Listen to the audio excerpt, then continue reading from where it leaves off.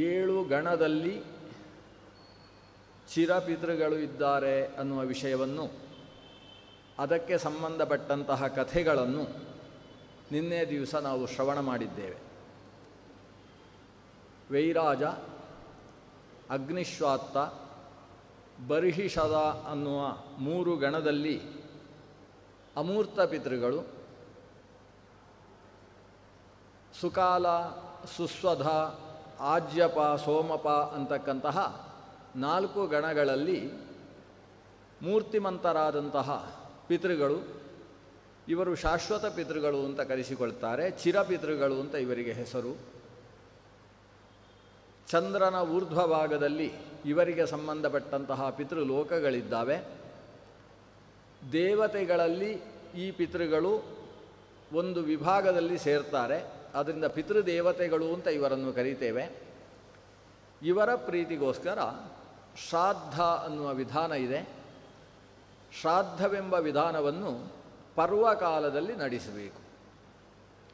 ಪರ್ವಕಾಲ, ಈ ಪರ್ವ ಅಂದರೆ ಉಳಿದ ಕಾಲದಲ್ಲಿ ಒಂದು ಕರ್ಮಾನುಷ್ಠಾನವನ್ನು ಮಾಡಿದರೆ ಎಷ್ಟು ಫಲವೋ ಅದಕ್ಕಿಂತ ದ್ವಿಗುಣ, ದಶಗುಣ, ಶತಗುಣದಷ್ಟು ಫಲ ಸಿಗತಕ್ಕಂತಹ ಕಾಲ ವಿಶೇಷಗಳನ್ನು ಪರ್ವಕಾಲಗಳು ಅಂತ ಕರೆಯುವುದು. ಪರ್ವ ಅನ್ನುವುದೇ ಕನ್ನಡದಲ್ಲಿ ಪರ್ವ ಹೋಗಿ ಪಬ್ಬ ಆಗಿ ಹಬ್ಬ ಅಂತ ಆಗಿದೆ. ಈ ವಸ್ತುತಃ ಸಂಸ್ಕೃತದಲ್ಲಿ ಹಬ್ಬ ಅನ್ನುವುದಕ್ಕೆ ಒಂದು ಶಬ್ದ ಬೇಕು ಅಂದರೆ ಪರ್ವ. ಅಸ್ಮಿನ್ ದಿನೇ ಮಮ ಗೃಹೆ ಕಿಂಚನ ಪರ್ವ ವರ್ತತೆ ಅಂದರೆ ಯಾವುದೋ ಒಂದು ಹಬ್ಬ ಇದೆ ಅಂತ ಅರ್ಥ. ಪರ್ವ ಅಂದರೆ ಹಬ್ಬ. ಪಿತೃಗಳ ಹಬ್ಬ ಇರುವ ದಿವಸಕ್ಕೆ ಪರ್ವಕಾಲ ಅಂತ ಹೆಸರು. ಅಂದರೆ ಪಿತೃಗಳಿಗೆ ಪರ್ವ. ಯಾವುದು ಪಿತೃದೇವತೆಗಳಿಗೆ ಪರ್ವಕಾಲ? ಒಟ್ಟು 96 ಪರ್ವಕಾಲಗಳನ್ನು ಹೇಳಿದ್ದಾರೆ. ಷಣ್ಣವತಿ ಶ್ರಾದ್ದಗಳಿಗೆ ಸಂಬಂಧಪಟ್ಟ ಪರ್ವಕಾಲಗಳು ಅಂತ ಕರೆದಿದ್ದಾರೆ. ಪ್ರಮುಖವಾಗಿ ಪಿತೃಗಳಿಗೆ ಪರ್ವಕಾಲ ಅಂತ ಹೇಳಿದರೆ, ನಮ್ಮ ತಂದೆ ತಾಯಿಯರು ಮರಣವನ್ನು ಹೊಂದಿದಂತಹ ತಿಥಿ, ಮರಣವನ್ನು ಹೊಂದಿದ ತಿಥಿಯನ್ನು ಪರ್ವಕಾಲ ಅಂತ ಕರೀತೇವೆ. ಹುಟ್ಟಿದ ತಿಥಿಯನ್ನು ಪರ್ವಕಾಲ ಅಂತ ಕರೆಯುವುದಿಲ್ಲ. ಹುಟ್ಟಿದ ತಿಥಿಯೂ ಕೂಡ ಪರ್ವಕಾಲ. ಆದರೆ ಹುಟ್ಟಿದ ತಿಥಿಗಿಂತ ಹೆಚ್ಚು ದೊಡ್ಡ ಪರ್ವಕಾಲ ಯಾವುದು ಅಂದರೆ ಹುಟ್ಟಿದ ನಕ್ಷತ್ರ, ಅಂದರೆ ಜನ್ಮ ನಕ್ಷತ್ರ ಅಂತ ಅದಕ್ಕೆ ಹೆಸರು. ಹುಟ್ಟಿದ ನಕ್ಷತ್ರ ಹುಟ್ಟಿದ ಮಾಸದಲ್ಲೇ ಬಂದರೆ, ಅಂದರೆ ಜನ್ಮ ಮಾಸದಲ್ಲಿ ಜನ್ಮ ನಕ್ಷತ್ರವು ಜೊತೆ ಸೇರಿದಾಗ ಅದು ಅತ್ಯಂತ ಶ್ರೇಷ್ಠವಾದ ಪರ್ವಕಾಲ. ಅವತ್ತು ಆತ ವರ್ಧಂತಿ ಅಂತ ಒಂದು ಪ್ರಕ್ರಿಯೆಯನ್ನು ಮಾಡಿಕೊಳ್ಳಿಕ್ಕುಂಟು. ಅದಕ್ಕೆ ವರ್ಧಾಪನ ವಿಧಿ ಅಥವಾ ವರ್ಧಂತಿ ಅಂತ ಕರೀತಾರೆ. ಮಾರ್ಕಂಡೇಯ ಸಹಿತನಾದಂತಹ ಸಪ್ತ ಚಿರಜೀವಿಗಳನ್ನು ಆರಾಧನೆ ಮಾಡತಕ್ಕಂತಹ ಒಂದು ವಿಧಾನ ಆ ಹುಟ್ಟಿದ ಅಂದರೆ ಜನ್ಮ ಮಾಸದ ಜನ್ಮ ನಕ್ಷತ್ರದ ದಿವಸ ಇರ್ತದೆ. ಜನ್ಮತಿಥಿಯ ದಿವಸ ಇರುವುದಲ್ಲ. ಅಂದರೆ ಬದುಕಿದವನಿಗೆ ನಕ್ಷತ್ರ, ಸತ್ತವನಿಗೆ ತಿಥಿ ಅಂತ ವ್ಯವಸ್ಥೆ. ಮರಣ ಹೊಂದಿದಂತಹ ವ್ಯಕ್ತಿಯನ್ನು ನಾವು ಗುರುತಿಸುವುದು, ಅವರಿಗೆ ಪರ್ವಕಾಲ ಅಂತ ಚಿಂತಿಸುವುದು ತಿಥಿಯನ್ನು ಇಟ್ಟುಕೊಂಡು. ಹುಟ್ಟಿದ ವ್ಯಕ್ತಿಯನ್ನು ಜನ್ಮದಿನ ಅಂತ ಅನುಷ್ಠಾನ ಮಾಡತಕ್ಕಂಥದ್ದು ಜನ್ಮತಿಥಿಯನ್ನು ಇಟ್ಟುಕೊಂಡಲ್ಲ, ಜನ್ಮ ನಕ್ಷತ್ರವನ್ನು ಇಟ್ಟುಕೊಂಡು ಅನ್ನುವುದು ಒಂದು ವಿಶೇಷತೆ. ಆಚಾರ್ಯರು ತಂತ್ರಸಾರ ಸಂಗ್ರಹದಲ್ಲಿ ಈ ವಿಷಯವನ್ನು ಹೇಳ್ತಾರೆ. ಜನ್ಮ ನಕ್ಷತ್ರ ಏವವ ಚತುಶ್ಚತುರ್ಭಿರ್ದೂರ್ವಾಭಿ ಏಕೈಕಾಹುತಿರಿಷ್ಯತೆ ಅಂತ ಜನ್ಮ ನಕ್ಷತ್ರದ ದಿವಸ ವರ್ಧಾಪನವನ್ನು ನಡೆಸಿಕೊಳ್ಳಬೇಕು, ಜಯಂತಿಯನ್ನು ನಡೆಸಿಕೊಳ್ಳುವುದಲ್ಲ. ಕೆಲವರು ಹುಟ್ಟಿದ ವ್ಯಕ್ತಿಗೆ ಹುಟ್ಟಿದ ದಿವಸಕ್ಕೆ ನಮ್ಮ ಜಯಂತಿ ಇದೆ ಅಂತ ಹೇಳ್ತಾರೆ. ನಾಡ್ದು ನಮ್ಮ ಜಯಂತಿ ಇದೆ ಅಂತ ಹೇಳೋದು ಅಂತುಂಟು. ಜಯಂತಿ ಅನ್ನುವುದು ಜನ್ಮದಿನ ಅನ್ನುವ ಅರ್ಥದಲ್ಲಿಲ್ಲ. ಜಯಂತಿ ಅನ್ನುವುದು ಒಂದು ಯೋಗವನ್ನು ಹೇಳ್ತಕ್ಕಂತಹ ಶಬ್ದ. ಯೋಗ ಅಂದರೆ ಅನೇಕ ಶ್ರೇಷ್ಠ ಕಾಲಗಳ ಜೊತೆ ಸೇರುವಿಕೆಗೆ ಯೋಗ ಅಂತ. ಈಗ ಉದಾಹರಣೆಗೆ ಪುಷ್ಯ ನಕ್ಷತ್ರದ ದಿವಸ ಭಾನುವಾರ ಬಂದರೆ ಅದಕ್ಕೆ ಪುಷ್ಯಾರ್ಕ ಯೋಗ ಅಂತ ಹೆಸರು. ಅದೇ ಪುಷ್ಯ ನಕ್ಷತ್ರದ ದಿವಸ ಗುರುವಾರ ಬಂದರೆ ಗುರು ಪುಷ್ಯ ಯೋಗ ಅಂತ ಅದಕ್ಕೆ ಹೆಸರು. ಹಾಗೆಯೇ ಕೃಷ್ಣ ಪಕ್ಷದ ಅಷ್ಟಮಿಯ ದಿವಸ ರೋಹಿಣಿ ನಕ್ಷತ್ರ ಬಂದರೆ ಆ ಯೋಗಕ್ಕೆ ಜಯಂತಿ ಅಂತ ಹೆಸರು. ಆ ಜಯಂತಿ ಇರುವ ದಿವಸ ಭಗವಂತ ಕೃಷ್ಣ ಆವಿರ್ಭಾವಗೊಂಡದ್ದು. ಅಂದರೆ ಕೃಷ್ಣ ಹುಟ್ಟಿದ್ದರಿಂದ ಅದಕ್ಕೆ ಕೃಷ್ಣ ಜಯಂತಿ ಅಂತ ಹೆಸರಾದದ್ದಲ್ಲ. ಮತ್ತು ಜಯಂತಿ ಇದ್ದ ದಿವಸವನ್ನು ತಾನು ಆರಿಸಿಕೊಂಡ ಭಗವಂತ ತನ್ನ ಅವತಾರಕ್ಕೋಸ್ಕರ. ಆದ್ದರಿಂದ ಅಂದರೆ ಕೃಷ್ಣ ಅವತರಿಸುವುದಕ್ಕಿಂತ ಹಿಂದೆಯೂ ಕೂಡ ಅದು ಜಯಂತಿಯೇ ಆಗಿತ್ತು, ಅದು ಜಯಂತಿ ಯೋಗ. ಆದರೆ ಶ್ರೀಕೃಷ್ಣ ಜಯಂತಿ ಅಂತ ಇರಲಿಲ್ಲ ಅಷ್ಟೇ. ಕೃಷ್ಣ ಅವತರಿಸಿದ ಮೇಲೆ ಜಯಂತಿ ಆಯಿತು. ಈಗ ಜಯಂತಿ ಅನ್ನುವ ಯೋಗಕ್ಕೆ ಅರ್ಥ ಹುಟ್ಟಿದ್ದು ಅಂತ ಅರ್ಥ ಅಲ್ಲ. ಆದರೆ ನಮ್ಮ ಸರ್ಕಾರಕ್ಕೇನು ಜಯಂತಿ ಅಂದರೆ ಹುಟ್ಟಿದ್ದು ಅಂತ ಅರ್ಥ ಮಾಡಿಕೊಂಡು ಅವರು ಗಾಂಧಿ ಜಯಂತಿ ಶುರು ಮಾಡಿದರು, ಅಂಬೇಡ್ಕರ್ ಜಯಂತಿ ಶುರು ಮಾಡಿದರು, ಎಲ್ಲ ಜಯಂತಿಗಳನ್ನು ಅದು ಹುಟ್ಟಿದ ದಿವಸ ಅನ್ನುವ ಅಭಿಪ್ರಾಯವನ್ನು ಇಟ್ಟುಕೊಂಡು ಮಾಡಿದರು. ವಸ್ತುತಃ ಸಂಸ್ಕೃತದಲ್ಲಿ ಜಯಂತಿ ಅನ್ನುವ ಶಬ್ದಕ್ಕೆ ಹುಟ್ಟಿದ ದಿವಸ ಅನ್ನುವ ಅರ್ಥ ಇಲ್ಲ, ವರ್ಧಂತಿ ಅಂತ ಕರಿಬೇಕು. ವರ್ಧಂತಿ ವರ್ಧಾಪನ ಅಂದರೆ ಹುಟ್ಟಿದ ದಿನ ಅಂತ ಅದರ ಅರ್ಥ. ಅದು ಪರ್ವಕಾಲ.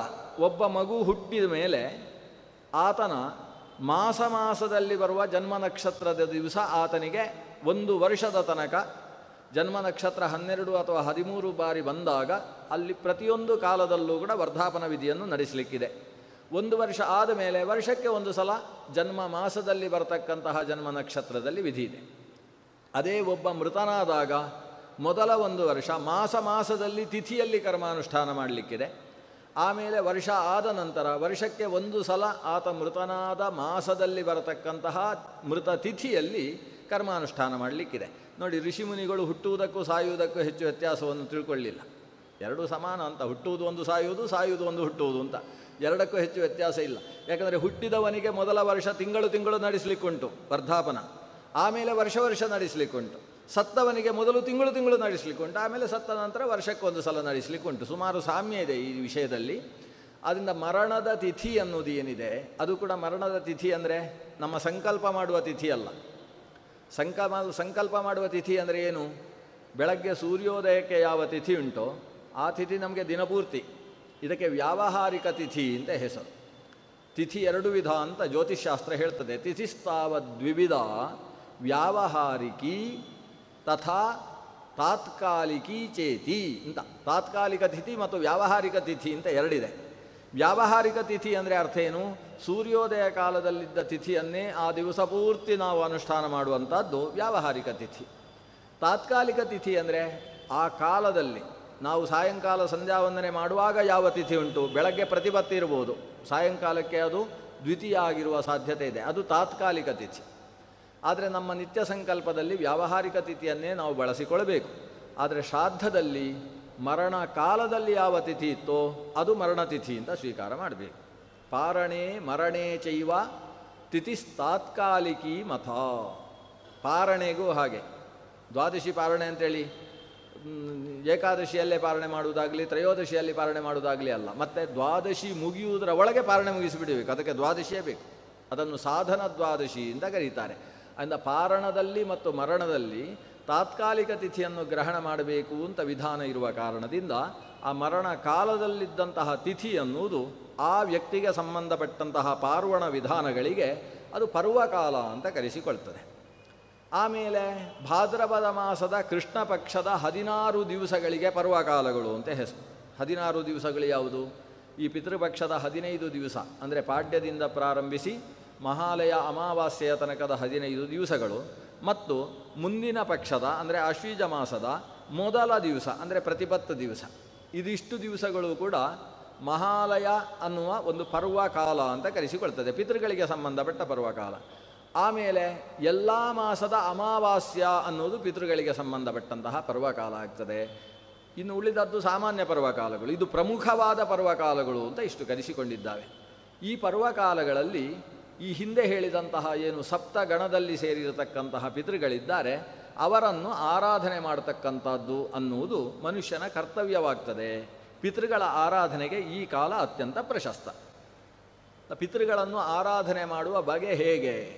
ಇದೆಲ್ಲ ಮಾರ್ಕಂಡೇಯರಿಗೂ ಭೀಷ್ಮಾಚಾರ್ಯರಿಗೂ ನಡೆಯುವ ಸಂವಾದ. ಆರಾಧನೆ ಮಾಡುವ ಬಗೆ ಹೇಗೆ? ಬಗೆಯನ್ನು ಶ್ರಾದ್ದ ಅಂತ ಕರೀತಾರೆ. ಶ್ರಾದ್ದ ಅಂದ ಕೂಡಲೇ ಪಿಂಡ ಪ್ರದಾನ ಅನಿವಾರ್ಯವೋ? ಇದೆಲ್ಲ ಪ್ರಶ್ನೆಗಳು ಬರ್ತವೆ. ಅದಕ್ಕೋಸ್ಕರ ನಮ್ಮ ಸಾಮರ್ಥ್ಯ ಮತ್ತು ಅನುಕೂಲತೆಗೆ ಅನುಗುಣವಾಗಿ ಶ್ರಾದ್ದಗಳು ಅನೇಕ ವಿಧ. ಅದರಲ್ಲಿ ಪ್ರಮುಖವಾಗಿ 5 ವಿಧವಾದ ಶ್ರಾದ್ದಗಳಿದ್ದಾವೆ. ಕ್ಷಣಶ್ರಾದ್ದ ಅನ್ನೋದು ಮೊದಲನೆಯದ್ದು, ಕೂರ್ಚ ಶ್ರಾದ್ದ ಅನ್ನೋದು ಎರಡನೆಯದ್ದು, ಆಮಶ್ರಾದ್ದ ಅನ್ನೋದು ಮೂರನೆಯದ್ದು, ಹೇಮಶ್ರಾದ್ದ ಅನ್ನೋದು ನಾಲ್ಕನೆಯದ್ದು, ಸಂಕಲ್ಪ ಶ್ರಾದ್ದ ಅಥವಾ ತರ್ಪಣ ಶ್ರಾದ್ದ ಅನ್ನೋದು 5ನೆಯದ್ದು. ಹೀಗೆ 5 ಬಗೆಯ ಅನುಕಲ್ಪ ಅಂತ ಕರೀತಾರೆ. ಅನುಕಲ್ಪ ಅಂದ್ರೇನು? ದೊಡ್ಡದ್ದನ್ನು ಮಾಡಲಿಕ್ಕಾಗದೆ ಹೋದರೆ ಚಿಕ್ಕದ್ದನ್ನು ಮಾಡು. ನೀವು ಎಷ್ಟು ಗಾಯತ್ರಿ ಜಪ ಮಾಡಬೇಕು ಅಂತ ಉಪನಯನಾದ ಹುಡುಗನ ಹತ್ರ ಹುಡುಗ ಕೇಳಿದರೆ ಏನು ಹೇಳ್ತಾರೆ? ವೇದ ಹೇಳಿದೆ 1000 ಮಾಡಬೇಕು ಅಂತ ಹೇಳಿದೆ, ನನಗೆ 1000 ಮಾಡಲಿಕ್ಕೆ ಸಾಧ್ಯ ಇಲ್ಲ, ಹಾಗಾದರೆ ನಾನು ಉಪನಯನವನ್ನೇ ಕ್ಯಾನ್ಸಲ್ ಮಾಡಿ ಹಾಕ್ತೇನೆ ಅಂತ ಹೇಳ್ತಾನೆ ಅವಟು. ಆವಾಗ 1000 ಮಾಡಲಿಕ್ಕೆ ಆಗದೆ ಹೋದರೆ 100 ಮಾಡಬೇಕು ಅಂತಂದು ಹೇಳ್ತೇನೆ. 100 ಗೀರು ಮಾಡಲಿಕ್ಕೆ ಆಗೋದಿಲ್ಲ, ನಮಗೆ ಬೆಳಗ್ಗೆ 7ವರೆಗೆ ಹೋಗಬೇಕಾಗಿದೆ ಟ್ಯೂಷನಿಗೆ ಅಂತ ಆ ಮಗು ಹೇಳಿದರೆ 10 ಮಾಡಲೇಬೇಕಪ್ಪ ಅಂತ ಹೇಳೋದಿಲ್ಲ. ಇದಕ್ಕೆ ಅನುಕಲ್ಪಗಳು ಅಂತ ಹೇಳೋದು. ಸಹಸ್ರ ಪರಮಾಂ ದೇವೀಂ ಶತಮಧ್ಯಾಂ ದಶಾವರಾಂ ಗಾಯತ್ರೀಂ ಛಂದಸಾಂ ಮಾತೇದಂ ಬ್ರಹ್ಮ ಜುಷಸ್ವಮೇ ಅಂತ. ಗಾಯತ್ರಿ ಜಪದಲ್ಲಿ ಅದು ಆಗದೆ ಹೋದರೆ ಇದು ಆಗದೆ ಹೋದರೆ ಇದು ಮಾಡಲಿಕ್ಕಾಗೋದಿಲ್ಲ ಅಂದರೆ ಮಣ್ಣು ಮುಕ್ಕಿ ಹೋಗಬೇಕಷ್ಟೇ. ಅದು ಕನಿಷ್ಠ ದಶ ಅಷ್ಟು ಗಾಯತ್ರಿ ಜಪಾನುಷ್ಠಾನ ಮಾಡಬೇಕು ಅಂತ ಒಂದು ವಿಧಾನ ಇಲ್ವಾ? ಹಾಗೆಯೇ ಶ್ರಾದ್ದದಲ್ಲಿ ಸರಿಯಾದ ಕ್ರಮ ಅಂದರೆ ಅದು ಕ್ಷಣಶ್ರಾದ್ದ. ಕ್ಷಣ ಅಂದರೆ ಏನು? ಕ್ಷಣ ಅಂದರೆ ಪುರುಸೊತ್ತು ಅಂತ ಅರ್ಥ. ಸ್ವಲ್ಪ ಕ್ಷಣ ಮಾಡಿಕೊಂಡು ಬರಬೇಕು ತಾವು ಅಂದರೆ ಸ್ವಲ್ಪ ಪುರುಸೊತ್ತು ಮಾಡಿಕೊಂಡು ಬರಬೇಕು ಅಂತ. ಮನುಷ್ಯನಿಗೆ ಅತ್ಯಂತ ಅಮೂಲ್ಯವಾದದ್ದು ಯಾವುದು ಅಂದರೆ ಕ್ಷಣ. ಸಿಗುವುದೇ ಇಲ್ಲ. ಅದರಲ್ಲೂ ದೇವತಾ ಕಾರ್ಯಗಳಿಗೆ ಕ್ಷಣ ಸಿಗಲಿಕ್ಕೆ ಅವಕಾಶವೇ ಇಲ್ಲ. ಅವನಿಗೆ ಊಟಕ್ಕೆ ಕ್ಷಣ ಸಿಗ್ತದೆ, ಬೇರೆದ್ದಕ್ಕೆಲ್ಲ ಕ್ಷಣಗಳು ಸಿಗ್ತವೆ. ಆದರೆ ಕೆಲವು ಸತ್ಕರ್ಮಾನುಷ್ಠಾನಗಳಿಗೆ ನಮಗೆ ಪುರುಸೊತ್ತೇ ಆಗುವುದಿಲ್ಲ ಅಂತ ಹೇಳ್ತಾ ಇರ್ತಾರೆ. ಒಂದು ಸಂಧ್ಯಾ ವಂದನೆ ಆದರೂ ಮಾಡಬಾರ್ದೇನೋ ಅಂತ ಅಜ್ಜ ಕೇಳಿದರೆ ಈ ಚಿಕ್ಕ ಹುಡುಗ ಹೇಳ್ತಾನೆ, ನಮಗೆ ಅದಕ್ಕೆ ಪುರುಸೊತ್ತೇ ಆಗೋದಿಲ್ಲ ನೋಡಿ ನಮ್ಮ ಟೈಮ್ ಟೇಬಲು ಅಂತ. ಅಷ್ಟು ಗಟ್ಟಿ ಟೈಮ್ ಟೇಬಲ್ ಹಾಕ್ಕೊಂಡು ಇಟ್ಟಿರ್ತಾರೆ. ಆದರೆ ಊಟಕ್ಕೆ ಟೈಮ್ ಸಿಗ್ತದಲ್ವ, ಇದಕ್ಕೆ ಆ ಊಟದಲ್ಲೇ ಒಂದು 5 ನಿಮಿಷ ಇದಕ್ಕೆ ತೆಗೆದು ಹಾಕ್ಬೋದಲ್ಲ. ವಸ್ತುತಃ ಈ ಕ್ಷಣ ಅನ್ನೋದೇನಿದೆ, ಪುರುಸೊತ್ತು ಅನ್ನೋದೇನೆಂದರೆ ಮನಸ್ಸಿಗೆ ಸಂಬಂಧಪಟ್ಟದ್ದು. ಇದು ಬೇಕು ಅಂತ ಅನಿಸಿದರೆ ಹೇಗಾದರೂ ಆ ವಿಷಯದಲ್ಲಿ ಪುರುಸೊತ್ತಾಗುತ್ತೆ. ಅದು ಬೇಕು ಅಂತ ಅನಿಸುವಂಥದ್ದು ಬಹಳ ಮುಖ್ಯವಾಗ್ತದೆ. ಕ್ಷಣ ಶ್ರಾದ್ದ ಅಂದರೆ ಹಿಂದಿನ ದಿವಸ ಯಾವ ವಿಪ್ರರನ್ನು ನಾವು ಶ್ರಾದ್ದಕ್ಕೋಸ್ಕರ ಆಹ್ವಾನಿಸಬೇಕಾಗಿದೆಯೋ ಅಂತಹ ವಿಪ್ರರ ಮನೆಗೆ ಹೋಗಿ ಅವರ ಮುಂದೆ ಕೈ ಜೋಡಿಸಿ ಅವರ ಮುಂದೆ ಎಣ್ಣೆ ಅರಿಶಿಣ ಮೊದಲಾದ ದ್ರವ್ಯಗಳನ್ನಿಟ್ಟು ಕೈ ಮುಗಿದುಕೊಂಡು ನಾಳೆಯ ದಿವಸ ನಮ್ಮ ಪಿತೃಗಳು ಮನೆಗೆ ಆಗಮಿಸ್ತಾ ಇದ್ದಾರೆ, ಅವರ ಆಗಮನದ ಹೊತ್ತಿಗೆ ನಾವು ಅವರನ್ನು ಆರಾಧಿಸುವುದಕ್ಕೋಸ್ಕರ ನಿಮ್ಮನ್ನು ಪ್ರತೀಕವಾಗಿ ವರ್ಣನೆ ಮಾಡ್ತಾ ಇದ್ದೇವೆ, ನಿಮ್ಮ ಮೂಲಕ ನಾವು ಪಿತೃಗಳನ್ನು ಆರಾಧಿಸಬೇಕಾಗಿದೆ, ದಯವಿಟ್ಟು ನಾಳೆಯ ಪ್ರಾತಃ ಕಾಲಕ್ಕೆ ನಮ್ಮ ಮನೆಯಲ್ಲಿ ಉಪಸ್ಥಿತರಿರಬೇಕು ಅಂತ ಅವರ ಹತ್ರ ಬೇಡಿಕೊಳ್ಳಬೇಕು. ಇದಕ್ಕೆ ನಿಮಂತ್ರಣ ಅಂತ ಹೆಸರು. ಅಂದರೆ ಬರಲೇಬೇಕು ಅಂತ. ಅದನ್ನು ಯಾವಾಗ ಮಾಡಬೇಕು ಅದಕ್ಕೆಲ್ಲ ಸ್ವಲ್ಪ ಅನುಕೂಲ ಶಾಸ್ತ್ರಗಳೆಲ್ಲ ಉಂಟು. ಹಿಂದಿನ ದಿವಸ ರಾತ್ರಿ ಹೋಗಬೇಕಾದರೂ ಕೇಳಿಕೊಳ್ಬೋದು. ಯಾಕಂದರೆ ರಾತ್ರಿ ಅವರು ಊಟ ಮಾಡುವುದಕ್ಕೆ ನಾವು ಪ್ರತಿಬಂಧಕ ಮಾಡಬಾರ್ದು. ಮಧ್ಯಾಹ್ನವೇ ಹೋಗಿ ಕೇಳಿದರೆ ಅವರು ರಾತ್ರಿ ಊಟ ಬಿಡಬೇಕಾಗ್ತದೆ. ಮರುದಿವಸದ ಶ್ರಾದ್ದದ ವಿಧಾನಕ್ಕೋಸ್ಕರ ಅವರು ಏಕಭುಕ್ತಿ ಮಾಡಬೇಕು. ರಾತ್ರಿ ಊಟ ಆದಮೇಲೆ ಹೋಗಿ ನಾವು ಅವರನ್ನು ಕರೆದರೆ ಈ ಸಮಸ್ಯೆ ಇಲ್ಲ ಅವರಿಗೆ. ಅವರು ಊಟ ಮುಗಿಸಿ ಎಲ್ಲ ಸಮಾಧಾನದಲ್ಲಿರ್ತಾರೆ, ಅವರನ್ನು ಕರಿಬಹುದು. ಇದೆಲ್ಲ ಆಮೇಲೆ ಅನುಕಲ್ಪಗಳು ಬಂದದ್ದು. ಮಧ್ಯಾಹ್ನದಲ್ಲಿ ಹೋಗಿ ಕೇಳಿ ಅವತ್ತು ಅವರು ವರ್ಣನೆ ಮಾಡಿದರು ಅಂದರೆ ಅವನಿಗೆ ಆಮೇಲೆ ಪಿತೃಗಳ ಸನ್ನಿಧಾನ ಅಲ್ಲಿಗೆ ಬಂತು ಅಂತ ಅರ್ಥ. ಯಾವಾಗ ಒಬ್ಬ ಯಜಮಾನನಿಂದ ತನ್ನ ಪಿತೃಗಳ ಕರ್ಮಕ್ಕೋಸ್ಕರ ಒಬ್ಬ ಬ್ರಾಹ್ಮಣ ವೃತನಾದನು, ವೃತ ಅಂದರೆ ತಾವು ಬರಬೇಕು ಅಂತ ನಿಮಂತ್ರಣಕ್ಕೆ ಒಳಪಟ್ಟನು, ಆಗ ಅವರಲ್ಲಿ ಪಿತೃಗಳ ಸನ್ನಿಧಾನ ಬಂತು. ಯಾರ ಪಿತೃಗಳು? ಈ ಯಜಮಾನನ ಕರ್ತೃವಿನ ಪಿತೃಗಳ ಸನ್ನಿಧಾನ ಬಂತು. ಇದರಿಂದ ಏನಾಗ್ತದೆ ಅಂತೇಳಿದರೆ ಶ್ರಾದ್ದ ಮುಗಿಯುವಲ್ಲಿಯ ತನಕ ಅವರಿಗೆ ಆಶೌಚ ಬರುವುದಿಲ್ಲ. ಅಕಸ್ಮಾತ್ ಅವರ ಸಂಬಂಧಿಕರು ಮರಣ ಹೊಂದಿದರೆ ಅವರು ಈ ಶ್ರಾದ್ದದಲ್ಲಿ ಊಟ ಮಾಡುವುದಕ್ಕೆ ಬಾಧಕ ಆಗುವುದಿಲ್ಲ, ಅವರಿಗೆ ಆಶೌಚ ಬರುವುದಿಲ್ಲ. ಯಾಕಂದರೆ ವರ್ಣ ಆದ ಕೂಡಲೇ ಪಿತೃ ಸನ್ನಿಧಾನ ಬಂತು. ಎಲ್ಲಿ ಪಿತೃ ಸನ್ನಿಧಾನ ಬರ್ತದೋ ಅಲ್ಲಿ ಆಶೌಚತ ಆಗುವುದಿಲ್ಲ. ನಾಂದಿ ಸಮಾರಾಧನೆ ಆದಮೇಲೆ ಆಶೌಚ ಯಾಕೆ ಬರುವುದಿಲ್ಲ? ನಾಂದಿ ಶ್ರಾದ್ದ ಆದರೆ ಪಿತೃಗಳ ಸನ್ನಿಧಾನ ಬಂತು, ಪಿತೃ ಸನ್ನಿಧಾನ ಬಂತು ಅಂತಾದರೆ ಆಮೇಲೆ ಆಶೌಚ ಬರುವುದಿಲ್ಲ. ಹಾಗೆ ಇಲ್ಲಿ ವರ್ಣೆ ಮಾಡಬೇಕು ಹಿಂದಿನ ದಿವಸ ಪಿತೃಗಳ ಯಾರು ಬ್ರಾಹ್ಮಣರನ್ನು. ಅದು ಎಷ್ಟು? ಕನಿಷ್ಠ 2, ಜಾಸ್ತಿ ಅಂದರೆ 5. ಅದಕ್ಕಿಂತ ಜಾಸ್ತಿ ನಾವು ಭಾರಿ ಶ್ರೀಮಂತರು, ನಾವೊಂದು 50 ಜನರನ್ನಾದರೂ ಬ್ರಾಹ್ಮಣರನ್ನು ವರ್ಣನೆ ಮಾಡ್ತೇವೆ, ಅದಕ್ಕೆ ಅವಕಾಶ ಇಲ್ಲ. ಶ್ರಾದ್ಧೇ ಕುರ್ಯಾತ್ ನ ವಿಸ್ತರಂ ಭಾಗವತದ 7ನೇ ಸ್ಕಂದದಲ್ಲಿ ಶ್ರಾದ್ದದ ಬಗ್ಗೆ ನಾರದರು ವಿವರಣೆಯನ್ನು ಕೊಡ್ತಾ ಹೇಳ್ತಾರೆ, ಶ್ರಾದ್ದದಲ್ಲಿ ವಿಸ್ತಾರವನ್ನು ಮಾಡಬಾರ್ದು. ವಿಸ್ತಾರ ಮಾಡಬಾರ್ದು ಅಂದರೆ ಏನು? ವಿಶ್ವೇ ದೇವಸ್ಥಾನಕ್ಕೆ ಒಬ್ಬ ಬ್ರಾಹ್ಮಣ, ಪಿತೃಸ್ಥಾನಕ್ಕೆ ಮತ್ತೊಬ್ಬ ಬ್ರಾಹ್ಮಣ, ಇಬ್ಬರನ್ನು ವರ್ಣ ಮಾಡಿದರೆ ಸಾಕು.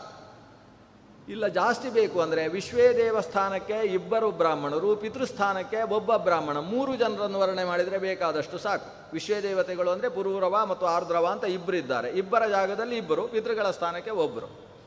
ಇಲ್ಲ ಇನ್ನೂ ಜಾಸ್ತಿ ಬೇಕು ಅಂತೇಳಿದರೆ ಪಿತೃಸ್ಥಾನಕ್ಕೆ 3 ಜನ, ಪಿತೃ ಪಿತಾಮಹ ಪ್ರಪಿತಾಮಹ ಅನ್ನುವ 3 ಜಾಗಕ್ಕೆ ಸಂಬಂಧಪಟ್ಟವರು, ವಿಶ್ವೇ ದೇವಸ್ಥಾನಕ್ಕೆ 1, ಅಲ್ಲಿಗೆ 4 ಜನ ಸಾಕು.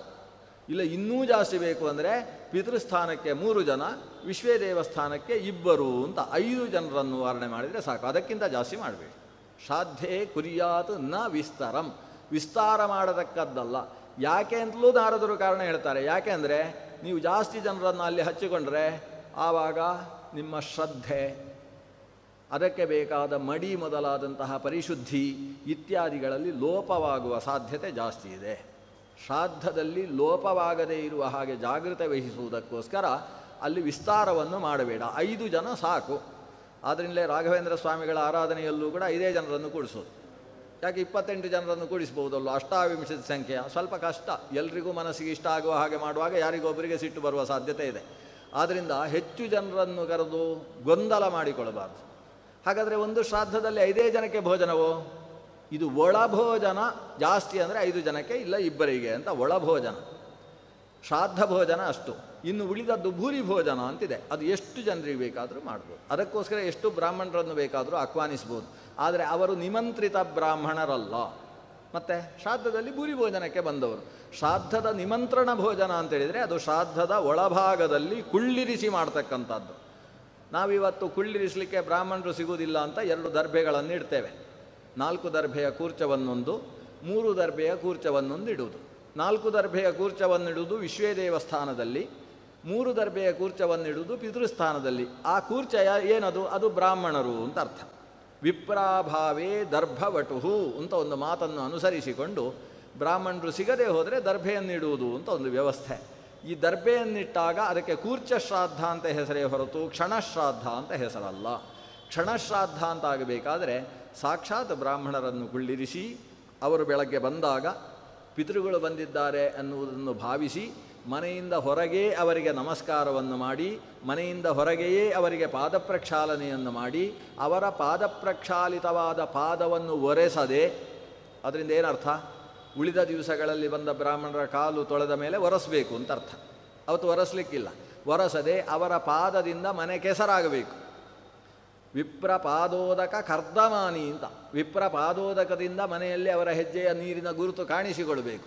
ಆ ರೀತಿ ಅವರನ್ನು ಒಳಬರಿಸಿಕೊಂಡು ಒಳಗೆ ಅವರಿಗೆ ಆಸನಾದಿಗಳನ್ನು ಕೊಟ್ಟು ಅವರಲ್ಲಿ ಪಿತೃಗಳನ್ನು ವಿಶ್ವೇದೇವತೆಗಳನ್ನು ಚಿಂತನೆ ಮಾಡಿ ಆರಾಧನೆ ಮಾಡುವ ಶ್ರಾದ್ದದ ವಿಧಾನ.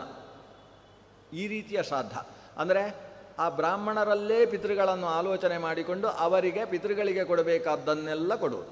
ಅದು ವಸ್ತ್ರ ಪಾತ್ರಾದಿಗಳನ್ನೆಲ್ಲ ಅವರಿಗೇ ಕೊಡತಕ್ಕಂತಹ ವಿಧಾನವನ್ನು ಕ್ಷಣಶ್ರಾದ್ದ ಅನ್ನುವ ಶಬ್ದದಿಂದ ಕರೀತಾರೆ. ಅಲ್ಲಿ ಕ್ಷಣಕ್ರಿಯತಾ ಅಂತ ಕೇಳಿಕೊಂಡು ಸ್ವಲ್ಪ ಪುರುಸೊತ್ತು ಮಾಡಿಕೊಂಡು ಕೂತ್ಕೊಳ್ಳಿ, ಅವರು ಅಸ್ತು ಕ್ಷಣ ಅಂತ ಹೇಳಿ ಕೂತ್ಕೊಳ್ತಾರೆ. ಇದಕ್ಕೆ ಕ್ಷಣಶ್ರಾದ್ದ ಅಂತ ಹೆಸರು. ಅದು ಬಿಟ್ಟು ಒಂದೇ ಕ್ಷಣದಲ್ಲಿ ಮುಗಿಸುವ ಶ್ರಾದ್ದ ಕ್ಷಣಶ್ರಾದ್ದ ಅಂತ ಹೀಗೆಲ್ಲ ನಮ್ಮದೇ ವ್ಯಾಖ್ಯಾನ ಮಾಡಲಿಕ್ಕೆ ಹೋಗಬಾರ್ದು.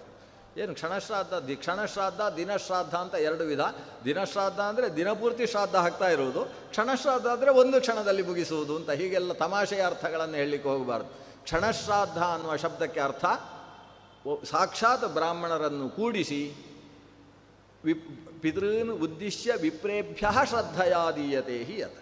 ಪಿತೃಗಳನ್ನು ಉದ್ದೇಶಿಸಿ ವಿಪ್ರರಲ್ಲಿ ಶ್ರದ್ಧೆಯಿಂದ ದಾನ ಮಾಡತಕ್ಕಂತಹ ವಿಧಾನವನ್ನು ಕ್ಷಣಶ್ರಾದ್ದ ಅಂತ ಕರೀತಾರೆ. ಕ್ಷಣಶ್ರಾದ್ದ ಮಾಡುವುದಕ್ಕೆ ಅವಕಾಶ ಲಭ್ಯವಾಗದೇ ಹೋದಾಗ ಅಂದರೆ ಏನು? ಬ್ರಾಹ್ಮಣರು ಸಿಗದೇ ಹೋದಾಗ ಅಂತ ಅರ್ಥ. ಅದು ಯಾಕೆ ಸಿಗುವುದಿಲ್ಲ? ಬೇಕಾದಷ್ಟು ಬ್ರಾಹ್ಮಣರು ಇರ್ತಾರಲ್ಲ. ಅಂದರೆ ಕ್ಷಣಶ್ರಾದ್ದದ ವಿಷಯದಲ್ಲಿ ಕೆಲವು ನಿಯಮಗಳಿದ್ದಾವೆ. ಅನೇಕ ವಿಷಯಗಳಲ್ಲಿ ಬ್ರಾಹ್ಮಣರನ್ನು ಪರೀಕ್ಷೆ ಮಾಡಿ ಕರಿಬೇಕು ಅಂತಿಲ್ಲ. ಆದರೆ ಕ್ಷಣಶ್ರಾದ್ದದ ವಿಷಯದಲ್ಲಿ ಶ್ರಾದ್ದಕ್ಕೆ ಬ್ರಾಹ್ಮಣರನ್ನು ಕರೆಯುವಾಗ ಅವರಲ್ಲಿ ಲಕ್ಷಣ ವಿಶೇಷ ಸಂಪನ್ನತೆ ಇದ್ದಾಗ ಮಾತ್ರ ಅವರು ಶ್ರಾದ್ದ ಭೋಜನಕ್ಕೆ ಅರ್ಹರು ಅಂತ ಆಗ್ತಾರೆ. ಮೊದಲ ಲಕ್ಷಣ ಏನು? ಮೊದಲ ಲಕ್ಷಣ ವಿಪ್ರರಾಗಿರಬೇಕು. ಇಂತಹ ಗೋತ್ರದವ ಅಂತ ಹೇಳಿಕೊಳ್ಳುವ ಆಗಬೇಕು. ಅವರ ಗೋತ್ರ ಸಪ್ತಋಷಿಗಳ ಗೋತ್ರ ಆಗಿರಬೇಕು, ಅಥವಾ ಅಗಸ್ತ್ಯರು 8ನೇಯವರಾದ ಅಗಸ್ತ್ಯರ ಗೋತ್ರದಲ್ಲಿರಬೇಕು, ಅಥವಾ ಭೃಗು ಆಂಗಿರಸರಿಗೆ ಸಂಬಂಧಪಟ್ಟ ಗೋತ್ರದವರಾಗಿರಬೇಕು. ಒಟ್ಟು 10 ಗೋತ್ರಕ್ಕೆ ಅವಕಾಶ ಇರೋದು. ಕಶ್ಯಪ, ಅತ್ರಿ, ಭರದ್ವಾಜ, ವಿಶ್ವಾಮಿತ್ರ, ಗೌತಮ, ಜಮದಗ್ನಿ, ವಸಿಷ್ಠ ಅಂತ ಸಪ್ತಋಷಿಗಳು. ಅದಾದ ಮೇಲೆ 8ನೇಯವರು ಅಗಸ್ತ್ಯರು. ಆಮೇಲೆ ಭೃಗು ಮತ್ತು ಆಂಗಿರಸ ಗಣಕ್ಕೆ ಸಂಬಂಧಪಟ್ಟಂತಹ ವ್ಯಕ್ತಿಗಳಾಗಬೇಕು. ಅಂದರೆ ವಿಪ್ರತ್ವ ಅನ್ನೋದು ಆತನಲ್ಲಿ ಬೇಕು ಅನ್ನೋದು ಮೊದಲನೆಯದ್ದು. ವಿಪ್ರನಾದಂತಹ ವ್ಯಕ್ತಿಯಲ್ಲಿ 2ನೇದ್ದು ವಿಪ್ರತ್ವ ಬೇಕು. ಮತ್ತೆ ವಿಪ್ರ ಅಂದರೆ ಏನು ಅಂದರೆ ವೇದಾಧ್ಯಯನ ಮಾಡಿರಬೇಕು ಅಂತ ಅರ್ಥ. ವಿಪ್ರ ಅಂತ ಎಲ್ಲರನ್ನೂ ಕರೀಲಿಕ್ಕಾಗೋದಿಲ್ಲ. ಬ್ರಾಹ್ಮಣ ಅಂತ ಕರಿಬೋದು. ಹೇಗೆ? ಹಸುವಿನ ಮಗುವಿಗೇನು ಹೆಸರು? ಹಸು ಅಂತ ಹೆಸರು ಅಲ್ವಾ? ಗೋವಿನ ಮಕ್ಕಳಿಗೆ ಗೌಹು ಅಂತ ಹೆಸರು. ಹಾಗೆ ಬ್ರಾಹ್ಮಣರ ಮಕ್ಕಳಿಗೆಲ್ಲ ಬ್ರಾಹ್ಮಣ ಅಂತ ಹೆಸರು. ಅದು ಜಾತಿಗೆ ಸಂಬಂಧಪಟ್ಟ ಶಬ್ದ ಆಯಿತು. ಆದರೆ ಜನ್ಮನ ಜಾಯತೆ ಜಂತು ಸಂಸ್ಕಾರೈ ದ್ವಿಜ ಉಚ್ಯತೆ ವೇದಾಭ್ಯಾಸೇನ ವಿಪ್ರತ್ವಂ ತ್ರಿಭಿ ಶ್ರೋತ್ರಿಯ ಉಚ್ಯತೆ ಅಂತ ಮನು ಮಹರ್ಷಿಗಳು ಹೇಳ್ತಾರೆ. ಏನರ್ಥ? ಹುಟ್ಟಿದ್ದರಿಂದಾಗಿ ಜಂತು ಅಂತ ಹೆಸರಾಗ್ತದೆ. ಆದರೆ ಹುಟ್ಟಿದ್ದಕ್ಕೆಲ್ಲ ಜಂತು ಅಂತ ಹೆಸರು. ಜನನಾತ್ ಜಂತು, ಜಂತು ಅಂದರೆ ಹುಟ್ಟಿದ್ದು ಅಂತ ಅರ್ಥ. ಆಮೇಲೆ ಆತನಿಗೆ ಉಪನಯನ ಪರ್ಯಂತ ಸಂಸ್ಕಾರಗಳು ನಡೆದಾಗ ದ್ವಿಜ ಅಂತ ಹೆಸರಾಗ್ತದೆ. ಅದು ಬ್ರಾಹ್ಮಣರಿಗೂ ಕ್ಷತ್ರಿಯರಿಗೂ ವೈಶ್ಯರಿಗೂ ಸಮಾನ. ದ್ವಿಜ ಅಂತ ಉಪನಯನ ಪರ್ಯಂತ ಸಂಸ್ಕಾರವಾದಾಗ ದ್ವಿಜ. ಯಾಕಂದರೆ ಅಲ್ಲಿಯ ತನಕ ಅಪ್ಪ ಅಮ್ಮಂದಿರ ಮಗ ಅಂತ ಅಷ್ಟೇ ಆಗಿದ್ದ. ಈಗ ಎರಡನೇ ಬಾರಿ ವೇದಮಾತೆಗೆ ಮಗನಾಗಿ ಹುಟ್ಟಿದಾದ್ದರಿಂದ ಅವನಿಗೆ ದ್ವಿಜ ಅಂತ, ಎರಡನೆಯ ಜನನವನ್ನು ಪಡೆದದ್ರಿಂದ ದ್ವಿಜ ಅಂತ ಹೆಸರಾಗ್ತದೆ. ದ್ವಿಜನಾದಂತಹ ವ್ಯಕ್ತಿ ತಾನು ವೇದವನ್ನು ಅಭ್ಯಾಸ ಮಾಡಿ ಋಕ್ಷಾಖಾಧ್ಯಾಯಿ ಅಂತ ಕಿವಿ ಮುಟ್ಟುಕೊಂಡು ಹೇಳ್ತಾನಲ್ವ, ಹಾಗೆ ಋಕ್ಷಾಖವನ್ನು ಅಧ್ಯಯನ ಮಾಡಿದರೆ, ಇಲ್ಲ ಯಜುಶಾಖಾಧ್ಯಾಯಿ ಅಂತ ಹೇಳುವವ ಯಜುಶಾಖೆಯನ್ನು ತಾನು ಅಭ್ಯಾಸ ಮಾಡಿದ ಅಂತಾದರೆ, ಅಂದರೆ ಸ್ವಶಾಖಾಧ್ಯಯನವನ್ನು ಪೂರ್ಣಗೊಳಿಸಿದಾಗ ಅವನಿಗೆ ವಿಪ್ರ ಅಂತ ಹೆಸರಾಗ್ತದೆ. ಅಂದರೆ ವಿಪ್ರ ಅನ್ನುವ ಶಬ್ದದ ಅರ್ಥ ಏನು? ವಿಪ್ರ ವಿಶೇಷೇಣ ಪೂರಣಾತ್ ವಿಪ್ರಹ, ಅಂದರೆ ವೇದಜ್ಞಾನದಿಂದ ತುಂಬಿಸಲ್ಪಟ್ಟವ ಅಂತ ಅರ್ಥ. ತುಂಬಬೇಕವ, ಅದು ಬಿಟ್ಟು ಹೊಟ್ಟೆ ದೊಡ್ಡ ಡುಮ್ಮಾದುಗಳೇ ತುಂಬ ತುಂಬಿದ್ದಾನೆ ಅದರಿಂದ ವಿಪ್ರ ಅಂತ ಹೀಗೆ ಹೇಳುವ ಹಾಗಿಲ್ಲ. ವಿಪ್ರ ಅಂದರೆ ವೇದಾಭ್ಯಾಸೇನ ವಿಪ್ರತ್ವಂ, ವೇದಜ್ಞಾನವು ತುಂಬಿದೆ ಅದರಿಂದ ವಿಪ್ರನಾಗ್ತಾನೆ. ವಿಪ್ರನಾದವ ಶ್ರೋತ್ರಿಯ ಅಂತ ಕರೆಸಿಕೊಳ್ಳಬೇಕಾದರೆ ತ್ರಿಭಿಹಿ ಶ್ರೋತ್ರಿಯ ಉಚ್ಯತೆ. ಒಂದು ವೇದವನ್ನು ಓದಿದಂತಹ ಸ್ವಶಾಖಾಧ್ಯಯನವನ್ನು ಮಾಡಿದಂತಹ ವ್ಯಕ್ತಿ ಆಮೇಲೆ ಮತ್ತೆ 2 ವೇದಗಳನ್ನು ಓದಿ 3 ವೇದಗಳನ್ನು ತುಂಬಿಸಿಕೊಂಡ್ರೆ ಅವನಿಗೆ ಶ್ರೋತ್ರಿಯ ಅಂತ ಹೆಸರಾಗ್ತದೆ.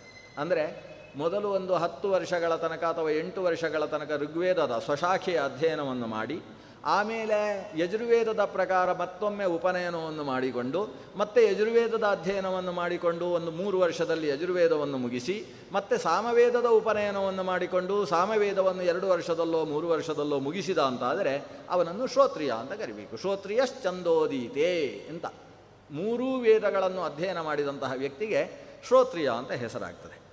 ಇದರಲ್ಲಿ ಶ್ರಾದ್ದ ಭೋಜನಕ್ಕೆ ಒಬ್ಬ ವಿಪ್ರನನ್ನು ಆಹ್ವಾನ ಮಾಡಬೇಕು. ಇದರ ಅರ್ಥ ಏನು? ಆತನಲ್ಲಿ ವೇದಾಧ್ಯಯನ ಸಂಪನ್ನತೆ ಬೇಕು ಅಂತ ಅರ್ಥ. ವೇದಾಧ್ಯಯನ ಕಲಿಯುಗದಲ್ಲಿ ತುಂಬ ಕಷ್ಟ. ಎಲ್ಲ ವೇದಾಚಾರ್ಯರೇ ಸಿಗಬೇಕು ಅಂತ ಹೇಳಿದರೆ ಶ್ರಾದ್ದಕ್ಕೆ ಎಲ್ಲಿ ಸಿಗ್ತಾರೆ? ವೇದಾಚಾರ್ಯರು ಸಿಗುವುದು ಕಷ್ಟ. ಅದಕ್ಕೆ ಕಲಿಯುಗದಲ್ಲಿ ಸ್ವಲ್ಪ ಅವಕಾಶ ಜಾಸ್ತಿ ಮಾಡಿಕೊಟ್ಟಿದ್ದಾರೆ. ಏನು? ವೇದ ಸಮಗ್ರ ವೇದಾಧ್ಯಯನವನ್ನು ಮಾಡದೇ ಹೋದರೂ ಆತ ವೇದದ ರಸವೆನಿಸಿದಂತಹ ಪುರುಷ ಸೂಕ್ತದ ಅಧ್ಯಯನವನ್ನಾದರೂ ನಡೆಸಿರಬೇಕು. ಈಗ ಪುರುಷ ಸೂಕ್ತ ಅಧ್ಯಯನ ಮಾಡಿದವರು ಸಿಗೋದು ಕಷ್ಟ. ಅದಕ್ಕೆ ಕೊನೆಗೆ ನಾವೇ ಧರ್ಮಶಾಸ್ತ್ರದಲ್ಲಿ ಇಲ್ಲದೇ ಇದ್ದದ್ದು ಅಡ್ಜಸ್ಟ್ ಮಾಡಿಕೊಂಡದ್ದು. ಅಡ್ಜಸ್ಟ್ಮೆಂಟ್ ಇಲ್ಲದೆ ಹೋದರೆ ಕಲಿಯುಗದಲ್ಲಿ ಬದುಕುವುದು ಹೇಗೆ? ಅದಕ್ಕೋಸ್ಕರ ಪುರುಷ ಸೂಕ್ತ ಅಧ್ಯಯನ ಮಾಡಲಿಲ್ಲ ಅಂತಾದರೂ ಪುರುಷ ಸೂಕ್ತದ ಸಾರ ಅಂತನಿಸಿದ ಗಾಯತ್ರಿಯನ್ನಾದರೂ ಸರಿಯಾಗಿ ಜಪ ಮಾಡಬೇಕು ಅಂತ ಕೊನೆಗೆ ತಂದು ನಿಲ್ಲಿಸಿತ್ತು. ಧರ್ಮಶಾಸ್ತ್ರ ಹಾಗೆ ಹೇಳುವುದಿಲ್ಲ. ವೇದಾಧ್ಯಯನ ಸಂಪನ್ನತೆಯನ್ನು ಧರ್ಮಶಾಸ್ತ್ರ ಹೇಳ್ತದೆ. ಕೊನೆಗೆ ವೇದಾಧ್ಯಯನ ಅಂತ ಹೇಳಿದರೆ ವೇದದ ಸಾರ, ರಸ. ಆಚಾರ್ಯರು ತಂತ್ರಸಾರ ಸಂಗ್ರಹದಲ್ಲಿ ಹೇಳ್ತಾರೆ, ಸಮಗ್ರ ವೇದದ ರಸ ಅಂದರೆ ಓಂಕಾರ. ಓಂಕಾರದ ವಿಸ್ತಾರವೇ ವ್ಯಾಹೃತಿ, ವ್ಯಾಹೃತಿಯ ವಿಸ್ತಾರವೇ ತ್ರಿಪದ ಗಾಯತ್ರಿ, ಗಾಯತ್ರಿಯ ವಿಸ್ತಾರವೇ ತ್ರಿವರ್ಗಾತ್ಮಕವಾದಂತಹ ಪುರುಷ ಸೂಕ್ತ, ಪುರುಷ ಸೂಕ್ತದ ತ್ರಿವರ್ಗದ ವಿಸ್ತಾರವೇ ವೇದತ್ರಯ ಅಂತ. ಹಾಗಾಗಿ ವೇದತ್ರಯ ಚಿಕ್ಕದಾದರೆ ಎಲ್ಲಿಗೆ ಬರ್ತದೆ? ಪುರುಷ ಸೂಕ್ತಕ್ಕೆ ಬಂದು ನಿಲ್ತದೆ. ಆದ್ದರಿಂದ ಸಮಗ್ರ ವೇದದ ಅಧ್ಯಯನ ಸಾಧ್ಯವಾಗದೆ ಹೋದಾಗ ಪುರುಷ ಸೂಕ್ತದ ಅಧ್ಯಯನವಾದರೂ ಅವನಿಗೆ ಆಗಿರಬೇಕು. ಆದ್ದರಿಂದ ಇವತ್ತು ಆಗ್ತದೆ. ಹಿಂದಿನ ಕಾಲದಲ್ಲಿ ನೋಡಿದರೆ ಕೆಲವು ಸಲ ಹಿಂದೆ ಸರಿ ಇರಲಿಲ್ಲ ನಮ್ಮವರು ಅಂತ ಅನಿಸುತ್ತೆ. ಈಗೆಲ್ಲ ಪರವಾಗಿಲ್ಲ. ಒಂದು ಶಿಬಿರ ಅಲ್ಲಿ ನಡೆಯಿತು ಅಂತಾದರೆ ಉಪನಯನವಾದ ವಟುಗಳೆಲ್ಲ ಬಂದು ಒಂದು ಶ್ರೀ ಸೂಕ್ತ, ಪುರುಷ ಸೂಕ್ತ, ಮನ್ಯು ಸೂಕ್ತ ಅಷ್ಟಾದರೂ ಅಧ್ಯಯನ ಮಾಡಿ ಹೋಗ್ತಾರೆ. ಹಿಂದಿನವರಿಗೆ ಅಂತಹ ಅವಕಾಶಗಳು ಲಭ್ಯವಾಗ್ತಾ ಇರಲಿಲ್ಲ. ಶಿಬಿರಕ್ಕೆ ಎಲ್ಲಿಂದ ಕಳಿಸಬೇಕು? ಎಲ್ಲೋ ಹಳ್ಳಿಯಲ್ಲಿರ್ತಾರೆ, ಅಲ್ಲಿ ಶಿಬಿರ ನಡೆಯೋಲ್ಲ. ಈಗ ಇಂಥದ್ದಕ್ಕೆಲ್ಲ ಅವಕಾಶಗಳಾಗಿದ್ದಾವೆ. ಆದ್ದರಿಂದ ಅಧ್ಯಯನ ಮಾಡ್ತವೆ. ಇವತ್ತಿನ ಅನೇಕ ಮಕ್ಕಳು ಪುರುಷ ಸೂಕ್ತ ಬಹಳ ಚೆನ್ನಾಗಿ ಹೇಳ್ತಕ್ಕಂತಹ ಮಕ್ಕಳನ್ನು ಇವತ್ತು ನೋಡ್ತಾ ಇದ್ದೇವೆ. ಅಂತೂ ವೇದಾಧ್ಯಯನ ಸಂಪನ್ನತೆ ಅನ್ನುವುದು ವಿಪ್ರನಿಗೆ ಒಂದು ಅರ್ಹತೆ. ಅಂಥವರು ಸಿಗುವುದಿಲ್ಲ ಅಂತಾದರೆ ಏನು ಮಾಡಬೇಕು? ಆವಾಗ ಯಾರ್ಯಾರೋ ಬ್ರಾಹ್ಮಣರನ್ನು ಕೂಡಿಸೋ ಹಾಗಿಲ್ಲ. ಮತ್ತೇನು ಮಾಡಬೇಕು? ಕೂರ್ಚವನ್ನಿಟ್ಟು ನೀನು ಶ್ರಾದ್ದವನ್ನು ಮಾಡು. ವಿಪ್ರಾಭಾವೇ ದರ್ಭವಟುಹು ಅಂದರೆ ಅದಕ್ಕೆ ಅರ್ಥ ಇದು. ವೇದಾಧ್ಯಯನ ಸಂಪನ್ನನಾದ ವ್ಯಕ್ತಿ ನಿನಗೆ ಶ್ರಾದ್ದದಲ್ಲಿ ಆರಾಧನೆಗೆ ಕ್ಷಣಶ್ರಾದ್ದಕ್ಕೆ ಸಿಗಲಿಲ್ಲ ಅಂತಾದರೆ ಆವಾಗ ದರ್ಭೆಯಲ್ಲಿ ಬ್ರಾಹ್ಮಣನನ್ನು ಚಿಂತನೆ ಮಾಡಿ ಅದೊಂದು ಪ್ರತಿಮೆ ಇಟ್ಟು ಪೂಜೆ ಮಾಡಿದ ಹಾಗೆ ಅಲ್ಲಿ ಬ್ರಾಹ್ಮಣರಿಗೆ ಸಲ್ಲಿಸುವ ಎಲ್ಲ ಉಪಚಾರವನ್ನು ಸಲ್ಲಿಸು. ಆಮೇಲೆ ಉಚಿತರಾದ ಬ್ರಾಹ್ಮಣರಿಗೆ ಅದನ್ನು ತಲುಪಿಸುವ ಕೆಲಸ ಮಾಡು. ಇದಕ್ಕೆ ಇವತ್ತು ಚಟಕ ಶ್ರಾದ್ದ ಅಂತ ಲೋಕಭಾಷೆ ಇದೆ. ಶಾಸ್ತ್ರದಲ್ಲಿ ಕೂರ್ಚ ಶ್ರಾದ್ದ ಅಂತ ಅದಕ್ಕೆ ಹೆಸರಿದೆ. ಯಾಕಂದರೆ ಚಟಕ ಅಂದರೆ ಏನು ಗೊತ್ತೋ? ಸಂಸ್ಕೃತದಲ್ಲಿ ಚಟಕ ಅಂದರೆ ಒಂದು ಹಕ್ಕಿ, ಗುಬ್ಬಿ. ಗುಬ್ಬಿಯನ್ನು ಚಟಕ ಚಟಕ ರೇ ಚಟಕ ಚಿವು ಚಿವು ಕೂಜತಿ ಕಿಂ ವಿಹಗ ಅಂತ ಅದೊಂದು ವಿಹಗ. ಅದು ಚಿವು ಚಿವು ಅಂತ ಶಬ್ದ ಮಾಡ್ತಕ್ಕಂತಹ ಪಕ್ಷಿಗೆ ಚಟಕ ಅಂತ ಹೆಸರು. ಇದು ಕನ್ನಡ ಭಾಷೆ ಅಥವಾ ಇನ್ಯಾವುದೋ ಭಾಷೆಯಿಂದ ಬಂದದ್ದು. ನಮ್ಮ ಭಾಷೆಯಲ್ಲಿ ಚಟಕ ಶ್ರಾದ್ದ ಅಂತ ಶಬ್ದ ಬೇರೆ ಯಾವುದೋ ಭಾಷೆಯಿಂದ ಬಂದಿದೆ, ಅಥವಾ ಚಟ ಅಂತ ಮುಗಿಸುವ ಶ್ರಾದ್ದ ಆದ್ದರಿಂದ ಚಟಕ ಶ್ರಾದ್ದ ಆಗಿದೆಯೋ ಏನೋ, ಸ್ವಲ್ಪ ಬೇಗ ಬೇಗ ಮುಗಿಸುವ ಶ್ರಾದ್ದ ಅದರಿಂದ ಬಂದಿರ್ಬೋದು. ಸಂಸ್ಕೃತದಲ್ಲಿ ಚಟಕ ಶ್ರಾದ್ದ ಅನ್ನುವ ಶಬ್ದ ಇಲ್ಲ, ಅದನ್ನು ಕೂರ್ಚ ಶ್ರಾದ್ದ ಅಂತ ಕರೀತಾರೆ. ಅಂದರೆ ದರ್ಬೆಯ ಕೂರ್ಚವನ್ನು ಪಿತೃಗಳ ಪ್ರತೀಕವಾಗಿ ಅಥವಾ ಪಿತೃಗಳ ಪ್ರತಿನಿಧಿಯಾಗಿ ಇಟ್ಟು ನಡೆಸತಕ್ಕಂತಹ ಕ್ಷಣಶ್ರಾದ್ದದ ವಿಧಾನ. ಅಲ್ಲಿ ಕ್ಷಣ ಇಲ್ಲ, ಆದರೆ ಕ್ಷಣಶ್ರಾದ್ದದ ಎಲ್ಲ ವಿಧಾನ ಇದೆ. ವಿಪ್ರರ ಸ್ಥಾನದಲ್ಲಿ ಕೂರ್ಚ ಇರುತ್ತದೆ, ಇಂಥದ್ದನ್ನು ಕೂರ್ಚ ಶ್ರಾದ್ದ ಅಂತ ಕರೀತಾರೆ. ಇದು ಕ್ಷಣಶ್ರಾದ್ದವನ್ನು ಮಾಡುವುದಕ್ಕೆ ಅವಕಾಶ ಲಭ್ಯವಾಗದೇ ಹೋದಾಗ ಇರತಕ್ಕಂಥ ವಿಧಾನ.